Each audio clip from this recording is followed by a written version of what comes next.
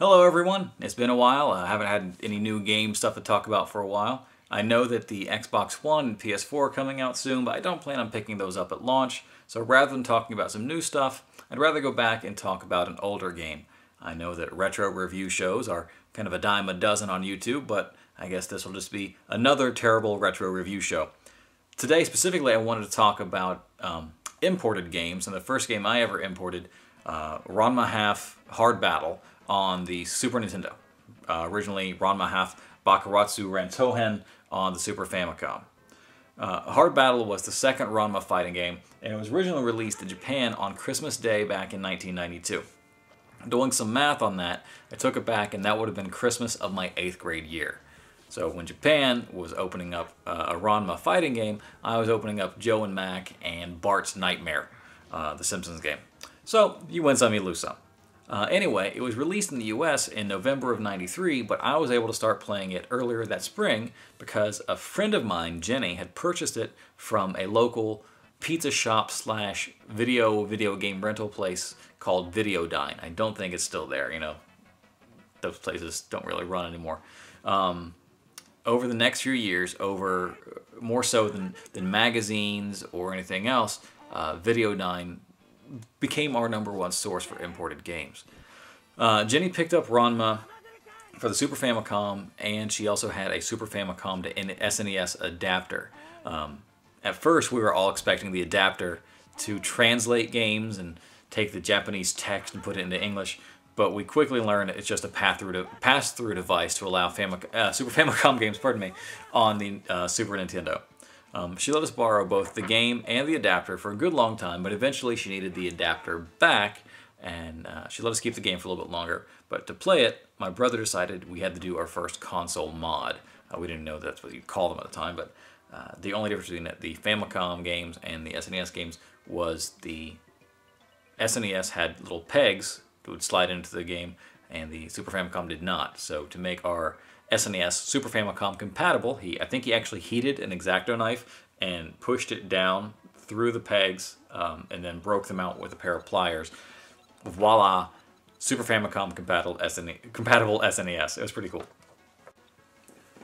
The game itself, the gameplay is actually pretty slow.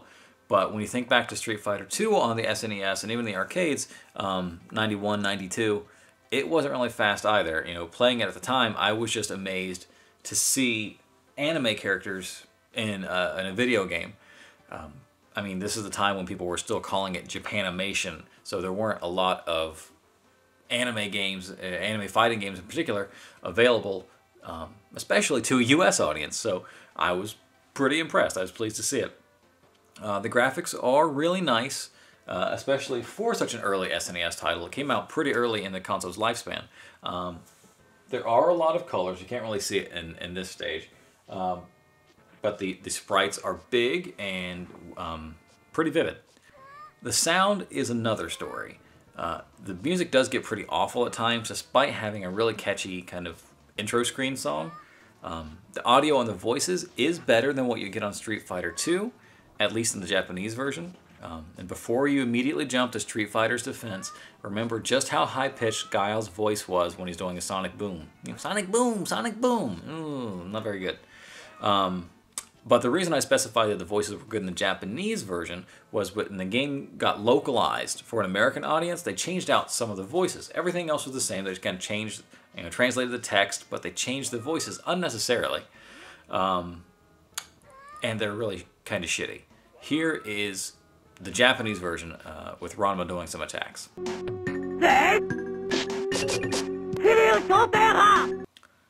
Now here is the American version with Ranma doing those same attacks.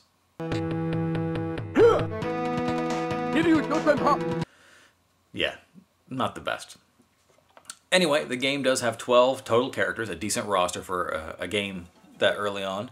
Ranma, ranma-chan, Akane, Genma, Moose, Shampoo, Ryoga, Hikaru, Gosenkuji, Ukyo, Gambling King, Pantyhose Taro in a demon form, and Hapusai.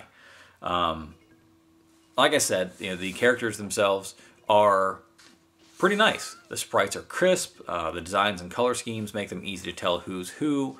But a lot of that, I think, does come back to Fumiko Takahashi's original designs, but they were actually translated really well into the game, so that they do look nice on the screen.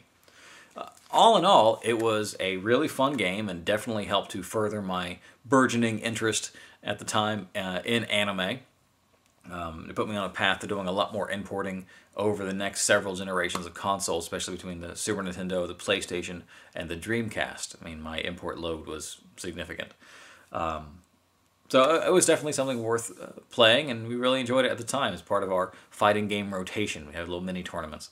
But all in all, pretty good game. You should check it out if you get a chance. It's better than the first game by far. But next up, I'm going to talk about another import game and probably one of my favorite side-scrollers on the Super Nintendo, Super Valis 4. This was one that, again, we got from Videodyne.